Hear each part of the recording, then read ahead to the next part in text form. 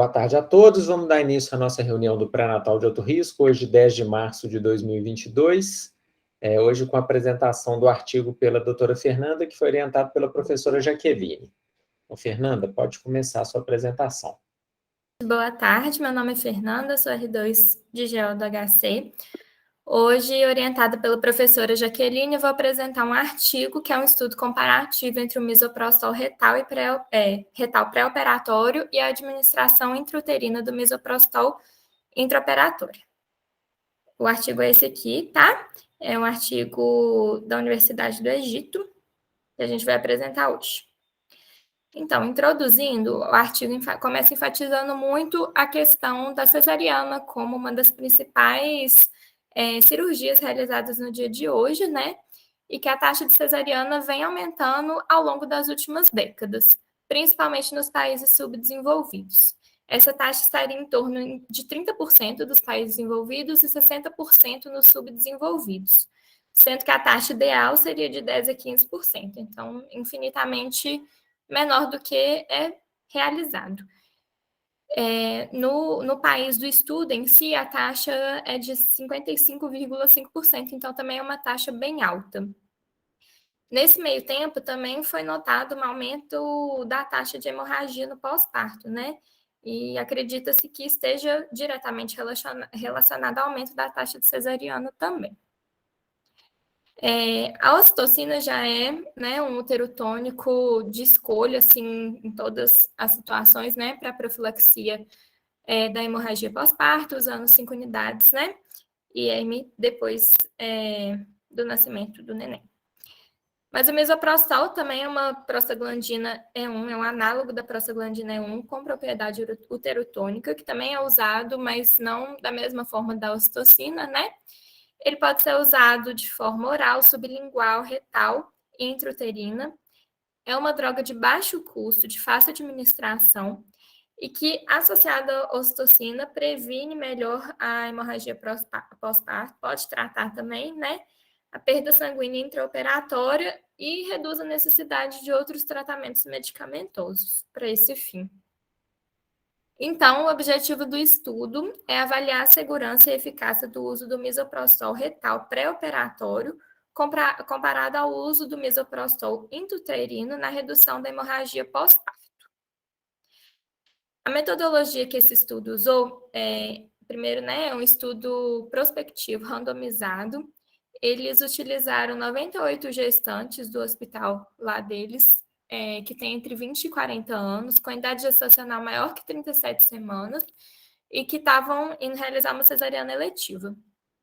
Esse grupo foi dividido em dois, sendo 49 pacientes que usaram misoprostol retal e 49 pacientes que usaram intrauterino, sendo as duas doses de 400 microgramas. E aí, depois, né, da cirurgia, foi realizada a estimativa da perda sanguínea e essas pacientes foram acompanhadas depois com hemograma 12 e 24 horas após a cirurgia. Esse cálculo da estimativa da perda sanguínea foi feito com base na estimativa da volemia, né, sanguínea da paciente antes da cirurgia, né, de acordo com o peso, usando o hematócrito pré-operatório e pós-operatório. E é importante falar também que houve exclusão nesse estudo, né, de cesarianas de emergência, de pacientes que já tinham mais do que 3 cesarianas, pacientes que tinham algum fator de risco já aumentado, ou dela mesma, ou então placenta prévia, essas coisas, para hemorragia pós-parto. E é isso. Quanto aos resultados, os grupos foram divididos assim de maneira mais ou menos parecida, né, em relação à idade materna, IMC, paridade, idade gestacional. Eles falaram no artigo que tentaram deixar essas características de maneira bem semelhante em relação ao grupo que recebeu intrauterino e o grupo que recebeu de forma retal. Peso do feto também, duração da cesariana, tudo mais ou menos parecido entre os dois grupos. E todas essas cirurgias foram realizadas no hospital lá, Universitário de Cairo, que é o lugar que eles fizeram o estudo. Dos resultados que eles encontraram, né? Não houve uma diferença significativa entre os dois grupos, quanto ao nível de hemoglobina pré e pós-parto, e nem de hematócrito pré e pós-parto. Também não foi notada uma diferença significativa aqui, mas no meio da tabela, entre a perda sanguínea entre um grupo e outro, né, após a cesariana, e nem ao uso de outros uterotônicos, né, de outras drogas para tratar, né, hemorragia pós-parto. A única diferença significativa que foi notada foi entre o Apgar dos recém-nascidos, de 1 e 5 minutos. Do grupo intrauterino, houve notadamente um Apgar melhor do que do grupo que recebeu o misoprostol por via retal. Mas, assim, o estudo também fala que não houve nenhum recém-nascido que precisou de ser entubado ou precisou de ir para o CTI neonatal, tá? E, além disso, ele deixa claro também que nenhuma das pacientes teve nenhum efeito colateral ao misoprostol. Bom, então, o que é que o artigo discute, né, de acordo com esses resultados? Ele mostra o misoprostol como um importante agente uterotônico, né, principalmente nos países desenvolvidos. Ele enfatiza muito a questão do misoprostol ser uma droga de baixo custo, de fácil administração, então que seria importante, né, nesses países. E que o misoprostol intrauterino foi tão eficaz quanto o pré-operatório na perda sanguínea intra- e pós-operatória. E que a biodisponibilidade dos dois seria atingida apenas no final do procedimento, colocando dessa forma, né? O retal, que tem uma absorção mais lenta no pré-operatório, e o intrauterino, assim que tira a placenta. Outro ponto importante da discussão, que a via operatória pode ter um efeito adverso sobre o feto, ou seja, colocar o misoprostol retal mostrou um Apgar menor do que entre as pacientes que receberam o intrauterino. E isso foi potencializado principalmente quando teve algum atraso na extração fetal, por exemplo, paciente que tinha muita aderência, um feto de extração mais difícil, esses ficaram com um Apgar menor. É também enfatizado que a via intrauterina é uma via válida por ter boa vascularização da decídua do útero, né, o que permite uma boa absorção, semelhante à mucosa sublingual e vaginal, e que o misoprostol intrauterino reduziu a queda de hemoglobina e a necessidade adicional de outros medicamentos em 39,6% e 50%, respectivamente. Então, assim, eles quiseram deixar bem claro, pegando outros estudos comparativos e os resultados que eles acharam no deles, que o uso combinado do misoprostol intrauterino e da ocitocina associados, né, realmente reduz a perda sanguínea no intra e no pós-operatório.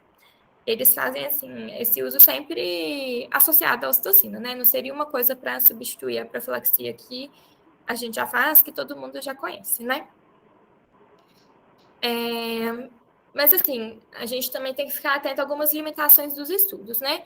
Algumas eles próprios colocam no texto deles e outras foram discussões que eu e a doutora Jaqueline fizemos. A primeira delas, que é a amostra do estudo, é um tamanho pequeno, né? 98 pacientes é um N pequeno, então não dá para saber, né, se dá para ter uma dimensão disso maior, se tivesse sim feito em outros hospitais também, né, sob as mesmas condições. Outra coisa que é as pacientes com maior risco de hemorragia, né, que talvez fossem as mais importantes de mostrar qual seria esse efeito, foram excluídas do estudo. Por exemplo, pacientes que têm maior que 3 cesarianas não foram incluídas, então isso pode trazer diferença também, né? Qual seria o impacto do uso do misoprostol como profilaxia nessas pacientes? Quanto à questão do Apgar, não foi avaliado o pH do cordão umbilical, para ter uma noção maior, assim, de se haveria diferença nesse parâmetro da gasometria. E uma coisa muito importante é que a dose do estudo, né, foi de 400 microgramas, que é uma dose diferente da que a gente usa, né, nos protocolos mais comuns, que são já consolidados, né, de tratamento. Então, será que às vezes o intrarretal teria que usar uma dose menor para não ter esse efeito sobre o feto? Como é que seria se fosse com a dose de 800 microgramas mesmo, que é a que a gente utiliza? E um último parâmetro que só avaliaram a questão da hemodinâmica usando essa estimativa de perda de sangue ali na hora, né, da cirurgia, logo após a cirurgia, e depois só ficaram usando a hemoglobina e hematócrito, né? Não foi feita uma avaliação hemodinâmica completa, né? Prezando assim pelos dados vitais da paciente, algum sintoma que ela apresentou depois, nada disso. E outra coisa é que essa questão do Apgar, né, que eles mostraram que pode ser menor o Apgar nas pacientes que usaram mesoprostol intraretal, não foi feita uma comparação assim, se nessas pacientes talvez tenha tido mais atraso do que nas do intrauterino para retirar o feto, se teria alguma influência nesse sentido. Então, o que o estudo conclui? O estudo conclui que o uso combinado do misoprostol intrauterino ou retal associado à ocitocina reduz sim a perda sanguínea intraoperatória e a hemorragia pós-parto com a mesma eficácia, e que o misoprostol não tem efeitos colaterais. Então, é uma medicação segura, seja administrado por qualquer uma das vias. No entanto, a via intrauterina é preferida por ser mais segura do que a via retal em relação exclusivamente à questão fetal, né? E, além disso, quando a inserção intrauterina também tem um menor risco de contaminação pela questão da via retal ser mais contaminada também, né? E é isso. Então, assim, é um estudo que fez essa comparação do uso do misoprostol como uma profilaxia, né? Que não é uma coisa que a gente vê tão comumente. E é um estudo, eu achei bem bacana, assim, essa comparação que eles fizeram, da eficácia e tudo mais, mas é um estudo que tem limitações, né? Então, pode gerar uma discussão aí pra gente. E é isso. É referência ao artigo que a gente usou, né? Obrigada. Ok, Fernandinha, obrigado pela apresentação. Vou chamar a professora Jaqueline para fazer os comentários dela. Boa tarde a todos. Eu quero agradecer a Fernanda, quero parabenizar, né, porque ela fez uma apresentação bastante objetiva, né? Ontem a gente teve a oportunidade somente de trocar algumas ideias a respeito do que eu achava importante. Por que eu trouxe esse artigo aqui para gente? Esse artigo, ele foi levado pela professora doutora Rogéria no nosso grupo lá de emergência obstétricas, que acho que até o Gabriel está aqui. E eu falei, eu vou ler esse artigo que fala exatamente sobre uma das questões bastante corriqueiras, né? Taxa de cesariana alta, hemorragia puerperal e uso de misoprostol, que é um uterotônico. Apesar de ser lá da Universidade do Cairo, eu falei, tá, mas a gente tem um artigo que mostra uma alta taxa de cesariana muito semelhante aos nossos serviços de assistência particulares, que não é bem um reflexo da maioria dos nossos serviços de assistência do SUS, né, mas de assistência particular. E a gente tem também a hemorragia puerperal como primeira, até mesmo em alguns momentos, segunda causa de morte materna no Brasil e no mundo, né? Aí eu falei assim, e usando uma dose de misoprostol um pouco menor, claro que via retal como profilaxia. E comparando, falando que é um estudo de caso-controle, comparando o uso retal com o uso uterino. E a gente sabe que a gente não usa, né, no pós-parto uterino, usa via retal, até mesmo por conta daquela questão dos coágulos não levarem essa medicação para fora, né, não fazer aquela lavagem vaginal. Mas por que não fazer? Depois eu pensei, por que não nas nossas pacientes que são consideradas de risco, da qual a gente já possa elencar fatores de riscos que ela vai ter hemorragia puerperal, igual no nosso serviço do HC, a gente tem pacientes que são elegíveis para isso. Claro que no estudo tiraram as pacientes que, né, com terceira cesariana, mas a gente tem pacientes elegíveis para isso. E por que não fazer o uso com profilaxia via retal? Já que Apgar não é um medidor de prognóstico, teria que ser a avaliação da acidemia. Mas ali, feito em poucos minutos, eu não sei se, eu acho que não teria, né? Teria que fazer um estudo mais prolongado para ver se tem ação sobre o feto, mas eu acredito que 400 microgramas não teria. Mas será que não seria útil fazer essa medicação via retal para evitar essa hemorragia na primeira hora, que é uma hora, né, do puerpério imediato, que é de grande risco para paciente, para sangramento, e sendo uma dose um pouco menor, né, é a metade da dose preconizada. Se ela fizer ação, eu falei assim, quem sabe, né? E por que não pensar também na via vaginal, mesmo fazendo essa lavagem que a gente tem, mas se a gente viu um estudo mostrando que tem uma ação maior. Aí eu queria colocar isso para discussão, acho que o Gabriel está aqui no grupo, né, deve ter lido vários outros trabalhos, ver o comentário que todo mundo tem para dizer, colocar essas coisas mesmo em discussão, né, já que a gente está tendo muitos casos de hemorragia, inclusive a gente está com algumas pacientes internadas, pensar em outras possibilidades, né? Ok, obrigado, Jaque. Eu acho interessante, assim, normalmente a nossa profilaxia de hemorragia pós-parto em pacientes sem fator de risco é dar a ocitocina IM, né? E a maioria de nós ainda acrescenta no soro, na paciente que é cesárea, acrescenta uma ampola de ocitocina em cada esquema de soro. Com isso, a gente consegue evitar aquela hemorragia tardia do terceiro período, né? Ou diminui, tem os estudos todos mostrando que diminui aquela hemorragia de terceiro período, aquela hemorragia que acontece depois do parto. E de uma forma bem eficaz. Eu acho que talvez esse miso ou retal ou intrauterino, que foi o que eles avaliaram, ele tivesse um papel nessas pacientes que você citou, de pacientes de grupo de risco maior de hemorragia, já com uma profilaxia intraoperatória. Então, mas não foi o que eles avaliaram, né? Então, a gente não pode concluir que ela é efetiva, mas eu acho que é um aspecto até curioso, e seria até um trabalho fácil da gente fazer, esse trabalho deve ter uma casuística pequena, e a gente tem muita paciente de risco por hemorragia. E lembrando que as nossas pacientes, elas já são triadas no pré-natal para o risco de hemorragia.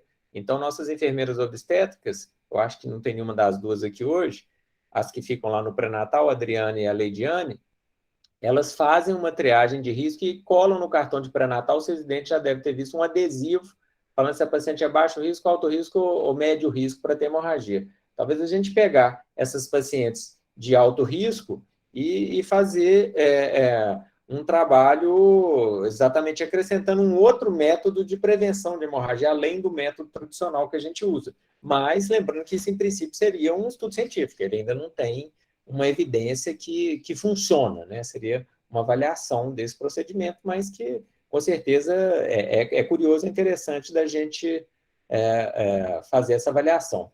O Gabriel me mandou uma mensagem, o Gabriel não está em BH e falou que o sinal dele está oscilando, mas eu acho que ele voltou agora. Gabriel, se você quiser fazer algum... Não, saiu de novo. Não, o sinal está oscilando. Então, acho que ele não vai conseguir falar. A professora Regina, também especialista em mortalidade materna, também quer falar. Então, professora Regina, fique à vontade. Obrigada, Mário. Eu ia esperar ver se o Gabriel conseguiria, né? Porque eu acho que tem algumas coisas que são bem interessantes e imagino eu, né, pela proximidade que Gabriel e eu temos aí na estratégia Zero Morte Materna por Hemorragia, que ele abordaria algumas coisas nesse sentido, né? Uma delas, eu acho que uma coisa que vale a pena as instituições verem é os seus protocolos de uso de ocitocina nos partos operatórios, né? A ocitocina como primeira linha, ela continua sendo inquestionável. A via intramuscular é uma via segura, adequada, mas para as instituições em que existe, né, uma possibilidade de organização melhor, no parto cirúrgico, o uso da ocitocina, né, na regra do 333, né, e manutenção, ela tem sido considerada mais interessante, não apenas para a profilaxia da hemorragia, mas também do ponto de vista de alterações de efeitos colaterais para a mulher, né? Então, eu acho que né, a nossa instituição, o Hospital Universitário, eu acho que ele deveria discutir, né, se seria ainda no nosso protocolo a melhor opção manter a ocitocina intramuscular independente da via de parto, né? Essa é uma questão que eu queria colocar. A outra questão, e aí eu concordo plenamente com você, né, Mário, essa possibilidade poderia ser pensada dentro de um estudo, né? De um estudo. Eu não sei se vocês já tiveram oportunidade de ver, não sei se você já viu já, mas a gente tem uma meta-análise da Cochrane de 2020, tá? Que analisou exatamente os uterotônicos, e nessa meta-análise, né, ou seja, com os dados disponíveis até então, eu não vi estudos mais recentes. Né? Eu tenho um estudo mais novo, mas aí de misoprostol quando você não está, você está sem ocitocina. Né? E nessa revisão da Cochrane, eles colocam que adicionar o misoprostol ao tratamento convencional da ocitocina provavelmente tem pouca ou nenhuma diferença na eficácia e nos resultados, e também é associada a mais efeitos colaterais. Né? Então, a gente tem aí, neste momento, uma compilação dos estudos disponíveis, sinalizando para muita cautela em relação a essa possibilidade. Portanto, ela seria ainda uma possibilidade para ser mais pensada como estudo, né? Como estudo. Então, acho que essa é uma coisa importante. O terceiro ponto, Mário, eu acho que aí vale a pena, né? O artigo ele coloca lá a questão das taxas de cesariana, que tem que ser conversada. Eu acho que esse é um tema que a gente tem que conversar todo dia, 3 vezes ao dia, né? Tem que ser assim, uma coisa de construção, né? Porque não tudo mostra os efeitos indesejáveis de termos essas taxas de cesariana. E nós continuamos fazendo vista grossa para isso. Por outro lado, né, eu acho que é muito importante que todos os preceptores, mas principalmente, né, os residentes que estão chegando aí na obstetrícia, que leiam o documento da Organização Mundial de Saúde. Né? Por quê?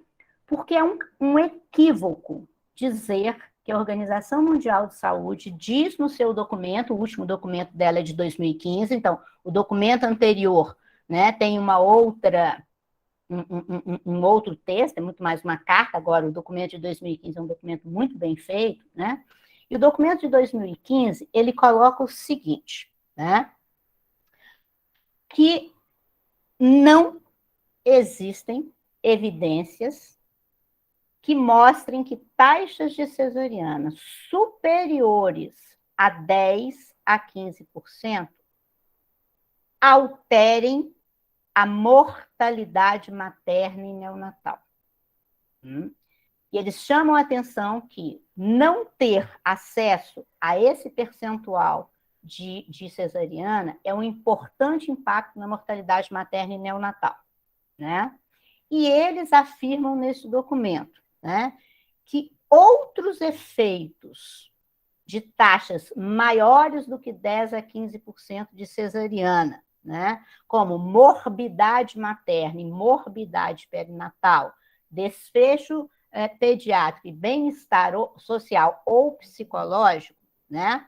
Não estão claros. Então, a Organização Mundial de Saúde não diz que a taxa é 10 a 15%, porque ela diz que a taxa de 10 a 15% ela é importante para a redução de mortalidade materna e neonatal. Que acima desse quantitativo, para mortalidade, não existe impacto. Para outros efeitos, há que se estudar. Né? Então, assim, eu fico... Me deixa muito desconfortável, porque às vezes as pessoas usam isso como um mantra, né? E não é isso que ela fala. E mais importante, né? A primeira, né, frase da Declaração da Organização Mundial de Saúde de 2015, ela diz o seguinte: cesariana é uma intervenção efetiva para salvar a vida de mulheres e crianças, porém, apenas quando indicada por motivos médicos, né? E ela termina dizendo o seguinte, que os esforços devem se concentrar em garantir que cesáreas sejam feitas nos casos em que são necessárias, em vez de buscar atingir uma taxa específica de cesárea. Então, não é o número em si, embora o número de 10% a 15% tenha uma relação direta com redução de mortalidade materna e neonatal, né? Mas por que e como estamos fazendo. Então, eu acho que isso é uma coisa que é importante a gente ter claro para nós, obstetras, né? Na interpretação desses 10% a 15% aí, né? Mas, parabéns aí, Fernanda, a apresentação do artigo, um artigo muito interessante, né? Tem um artigo também muito interessante usando só o misoprostol, que é legal, mas eu acho que é importante a gente ter em mente que a gente tem essa publicação da Cochrane, que coloca essa possibilidade como uma possibilidade ainda bem experimental, né? Importante, mas ainda sem ser uma recomendação para uma boa prática clínica, né? Uma recomendação para um bom estudo científico, talvez. Ok, obrigado, professor. Alguém mais quer fazer algum comentário? Schneider? Eu gostaria só de acrescentar que esse trabalho que a professora Regina, esse trabalho essa meta-análise, né, que a professora Regina conversou sobre ela agora, ele mostra também, ele fala, né, que apesar disso, assim, se você está com uma paciente que você estima que ela se encontra com uma perda maior que 500 ml num parto normal, ou maior do que 1.000 numa cesariana, se o benefício da associação, né, eu acho que isso aí é uma coisa que a gente também não pode esquecer, né? Assim, que aí já seria o tratamento mesmo e não a profilaxia, né? Sim, eu acho que isso tem que ficar claro. Tem a situação da profilaxia, que é o que a gente está discutindo aqui hoje, né? Que a Fernanda e a Jaque apresentaram, que é uma prevenção em pacientes sem fatores de risco.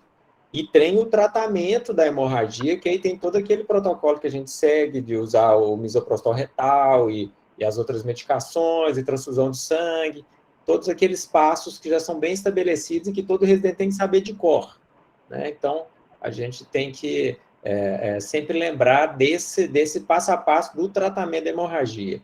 O artigo de hoje, ele focou mais na profilaxia mesmo, mas seria um acréscimo à profilaxia que a gente ainda está...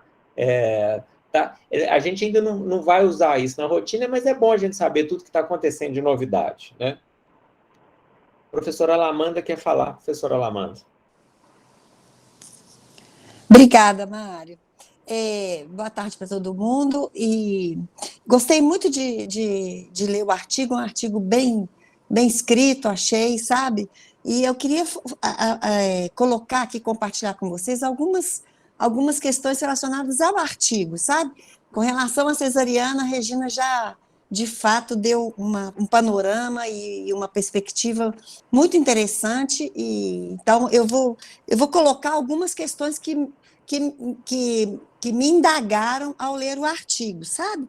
Que são críticas, assim, mais assim, metodológicas, né? Eu diria assim, um artigo muito interessante quando faz esse estudo comparativo, randomizado, colocou muito bem que tem um N pequeno, né? 49 pacientes só, mas quando coloca realmente um grupo muito restrito, que é um grupo de cesariana eletiva, ele já limita bastante o estudo, né?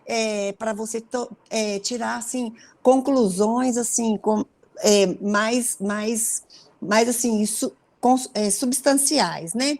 Mas, por exemplo, como o N é pequeno, talvez por isso, ele colocou cesárea eletiva e colocou idade gestacional acima de 37 semanas, né? Então, é muito diferente, na prática, é o seguinte, é muito diferente uma cesárea com 37, uma cesárea com 38, uma cesárea com 39 e uma cesárea com 40, né? Inclusive com relação a esses riscos de hemorragia pós-parto. E eu acho que talvez se ele tivesse feito essa estratificação, mesmo com um N pequeno, talvez ele pudesse fazer uma descrição não, talvez não com uma significância estatística, mas uma descrição que pudesse nos sinalizar para alguma diferença de desfecho, né? Uma outra questão que ele coloca muito bem é que ele apresenta, e ele foi muito claro, ele colocou um estudo comparativo das duas modalidades do uso de misoprostol, né? Quer dizer, intrauterino ou retal. Bom, aí essa questão que eu acho que fica mais restrito também, porque eu não entendi bem, mas pelo que eu pude perceber, esses dois grupos, eles receberam de forma protocolar a ocitocina também, né? Bom, então, e aí eles compararam apenas as duas vias. Então, o que acontece? Para você concluir que uma outra medicação independente e uma outra via, se ela de fato acrescenta em termos de segurança, em termos do desfecho, que é redução de hemorragia, isso tinha que ter sido comparado com o uso da ocitocina isoladamente. Então, são questões metodológicas que eu acho interessantes da gente apontar, porque o próprio estudo dele, talvez se ele tivesse comparado com pacientes com um N também semelhante, que usou só a ocitocina, olha, se ele acha os mesmos desfechos, realmente será que então a ocitocina vai acrescentar, né? Ou vai acrescentar só em termos de efeitos colaterais? Então, seriam essas as observações que eu teria a fazer do artigo. Obrigada, gente, por compartilhar. Gostei do artigo, gostei da observação da Jaque e também da apresentação da Fernanda. Parabéns. Obrigado, professora. O Gabriel realmente não está conseguindo entrar. Alguém mais quer fazer algum comentário? Eu quero, só para a gente terminar, então, que o meu objetivo foi mesmo causar inquietação, porque, como eu falei, esse artigo foi levado lá para o grupo, né? E a gente trabalha lá com esse treinamento de habilidades e as simulações de hemorragia.